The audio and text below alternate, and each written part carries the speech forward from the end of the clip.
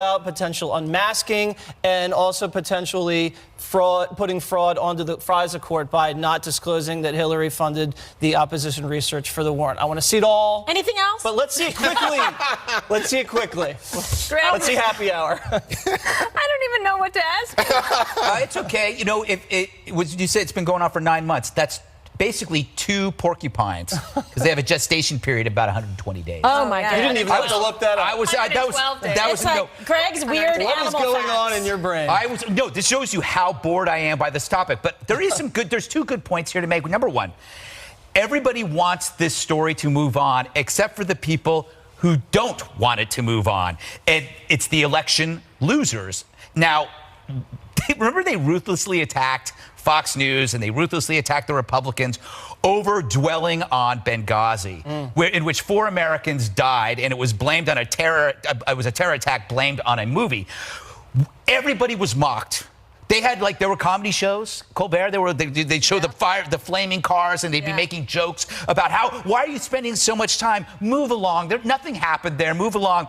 But now this is their Benghazi, right? This is their thing. It's paper thin, but they're clutching on it hard. And the longer they clutch it, the more that they hope this is real, the better it is for Russia. Russia is the third wheel that is trying to break up a couple. That is America. They're like the young, attractive model that moves into your condo development right across from the bay window.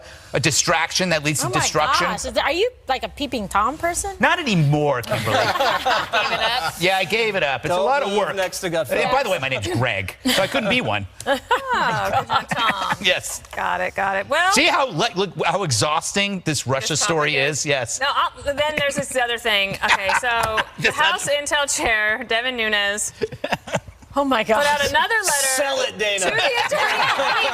Honestly, I don't get it. The struggle. You want me to do it? I'll do it. Nope.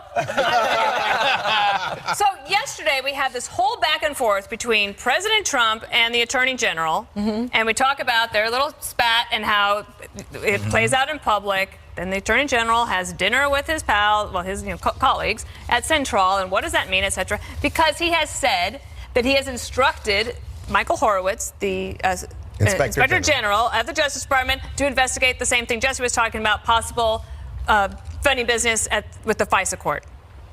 Okay, so that's already done. So then today,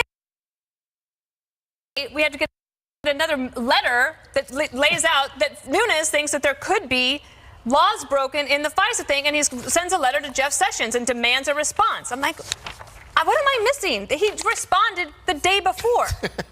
Well, you know, Nunes... Jesse? Well, okay.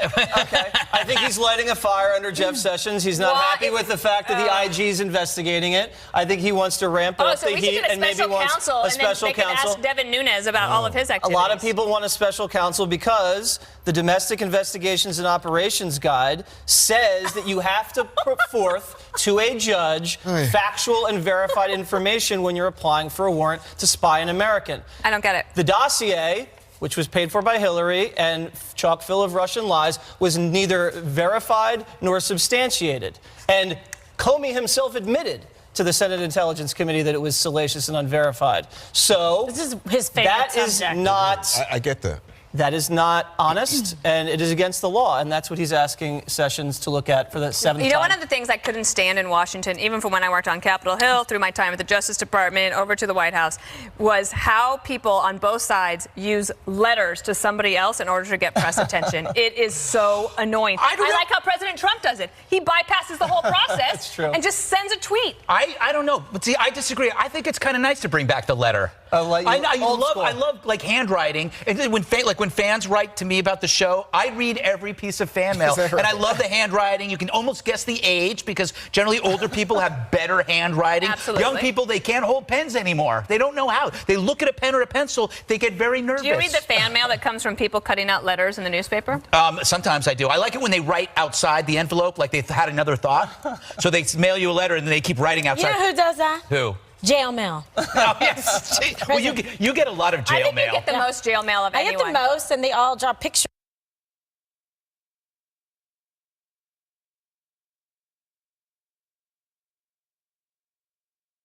of me, but I mean, they're pretty good and you can pictures. spell mail 2 ways. Yeah.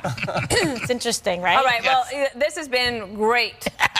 start to the show. Next, President Trump's controversial suggestion to combat America's opioid epidemic. Funny. I don't need to be a one and only. I'm happier when I'm lonely. Don't want but to. What about all the times you said you had the answer? It is a national health emergency, a top priority for the Trump administration. Opioids killed more than 42,000 people in this country in 2016, and more than any year on record. The White House held a summit yesterday to combat the growing crisis. One of President Trump's solutions to stopping the epidemic has generated some debate. We have pushers and we have drug dealers that they kill hundreds and hundreds of people, and most of them don't even go to jail. If you shoot one person, they give you life, they give you the death penalty. These people can kill 2,000, 3,000 people, and nothing happens to them. Some countries have a very, very tough penalty, the ultimate penalty. And by the way, they have much less of a drug problem. So we're going to have to be very strong on penalties. Okay, so Greg, this is something we've talked about, a lot on this show and have been covering this, and it does seem to be really generating the right amount of national attention and focus. This is something that the president cared deeply about and really focused on in the campaign, and now this is the follow-through. Well, I say, yeah, it's fine to go after the dealers, but you have to leave the patients and the pharmaceutical companies alone who are helping the patients. Suing a pharmaceutical company for opioid abuse, it's like suing a gun company because a gun was stolen and used in a robbery. If there is illegal drug use is not the problem.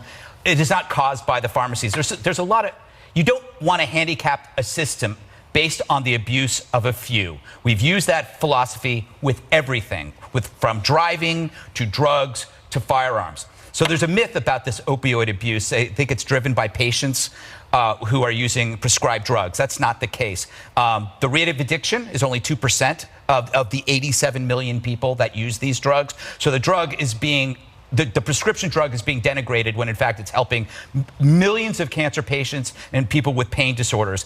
The misuse of opioids is the same person who misuses them, 75%, 3/4 of them misuse other drugs.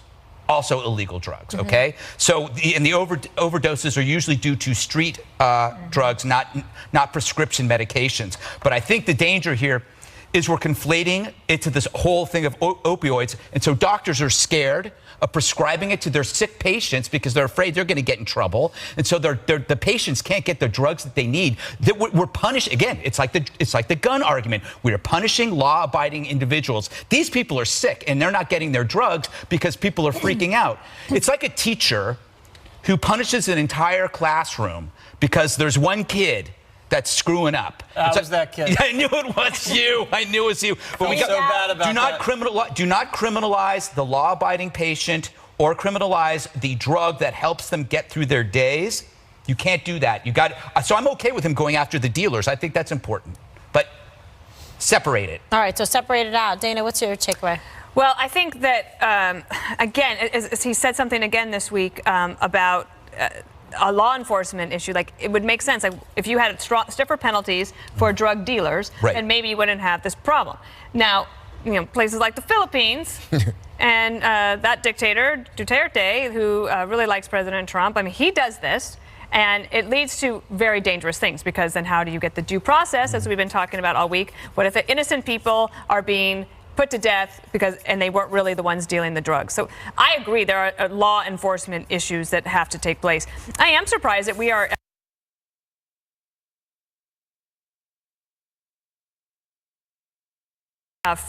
March 2018, and we're still talking about possible things that maybe will happen along the way, because during the campaign, both in 2015, starting in 2015 with the primary, this was the #1 topic. And states like New Hampshire that helped bring President Trump to that electoral college victory, that's often a purple state, could go either way. He wins it handily. And I think that they really expected a little bit more and faster. There is legislation that just is going to advance, is going to advance on the House first, and then Senator Portman has it in the Senate. It would take the $25 million pot of money for evidence-based treatment and bump it up to $300 million.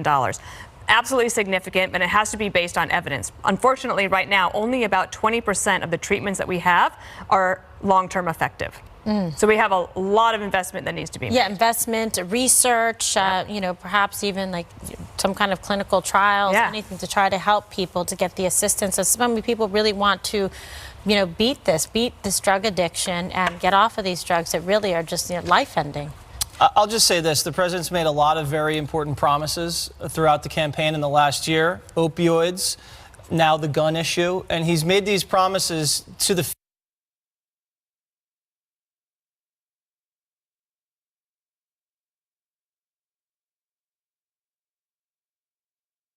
a lot of very important issues that people get very emotional about and strike home for a lot of families.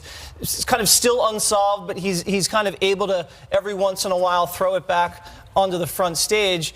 There needs to be so much money and so much focus on each one of these things. I don't see how you can focus like a laser on such an issue without kind of putting these other issues to the side. So far, he's been able to do it, but in a year from now, are we going to have the wall? Are we going to have the opioid crisis solution? Are we going to have the gun control situation settled? I don't know, but there's so many things going on right now and swirling around. It's kind of hard to tell. And in the incarceration thing, I say, increase the penalties, but I don't think you should, fry some guy in the chair for selling dope. Okay, Juan, but what do you think of this? Well, I'm just struck. I mean, this week the president had an event at the White House, and he had among the people there a friend from New York whose son died from this affliction, and he, in fact, invited his friend to come up and gave him a hug and said, speak. And what the friend said when he was given the microphone was, my kid wasn't buying drugs from any guy on the corner. He was buying it on the internet from pharmaceutical companies. And I thought, wow, that's so interesting that he would say it so explicitly, because the pharmaceutical companies have been pushing a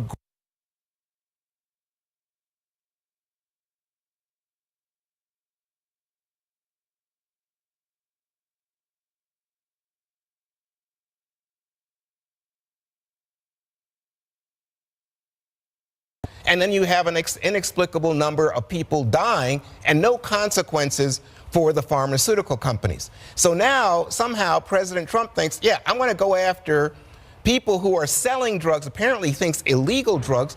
But here's what we know from the 1980s, that you can increase the penalties, you can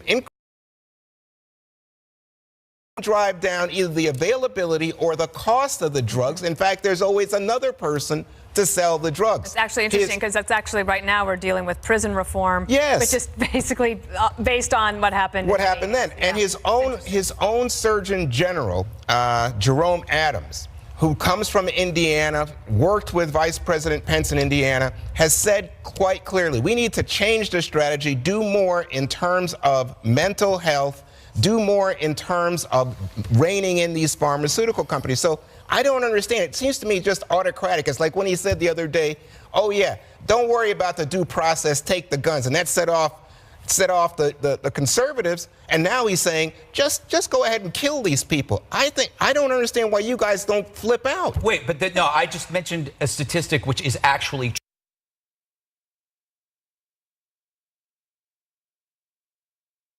true, that the majority of overdoses are due to street drugs. So he's responding.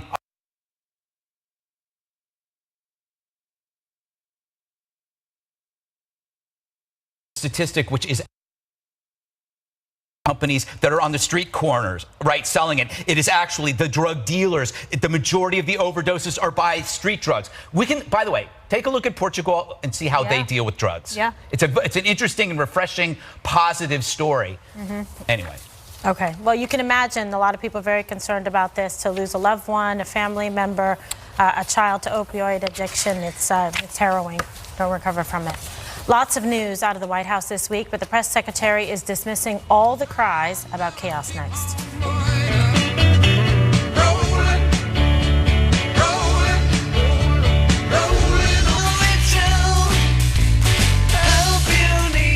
Oh my, it's been another wild week at the White House. Hope Hicks is out. The president's son-in-law lost his top secret clearance. Rumors of a Trump family clash with the chief of staff, and reports that the national security advisor could be the next to go.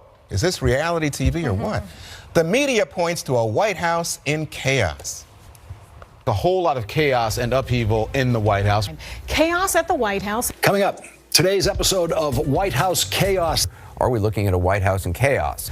A level of chaos that is having ripple effects around the West Wing, around the country, around the world. It walks like chaos, it talks like chaos, and it looks like chaos. Wow. The White House, of course, has a very different interpretation of chaos. The chaos that I see most this morning, I left 3.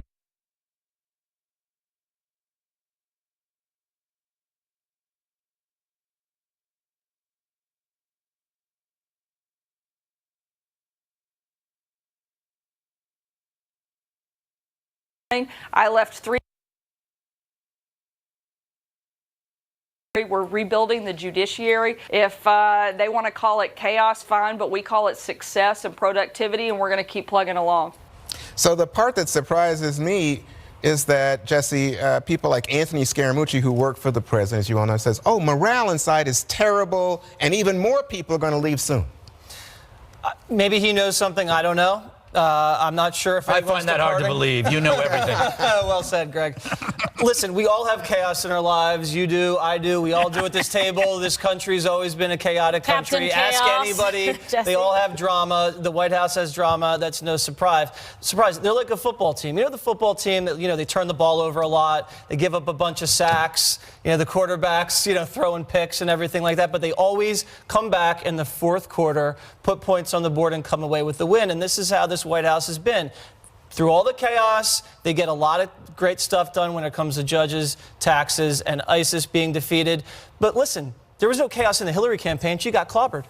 There was no chaos in the Obama White House, mostly because the media didn't cause any chaos for them. But then you had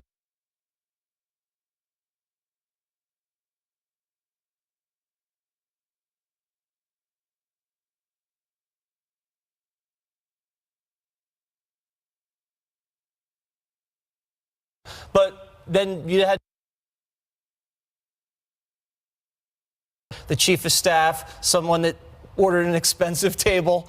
Blood is in the water, so they're just trying to survive. So, Kimberly, let me ask you something very specific, which is that, as you know, President Trump announced that he plans to impose some tariffs, and then the stock market had a terrible time this week.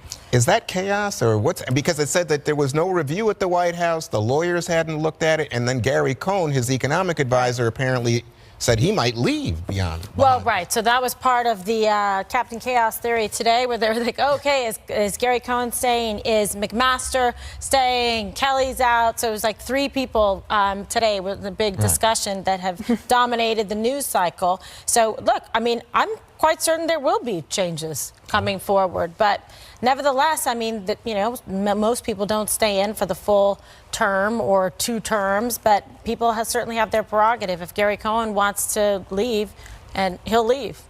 Okay. I don't know if the president is going to ask him to leave. I think he's kind of just making his own mind up. How do you feel about this? I was going to ask you about McMaster's, who's the national security advisor.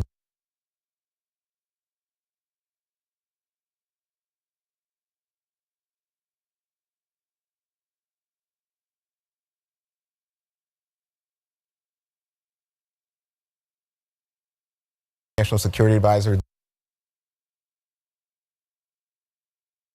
Somebody who is an American hero and a patriot. There are plenty of them all throughout the administration, including McMaster.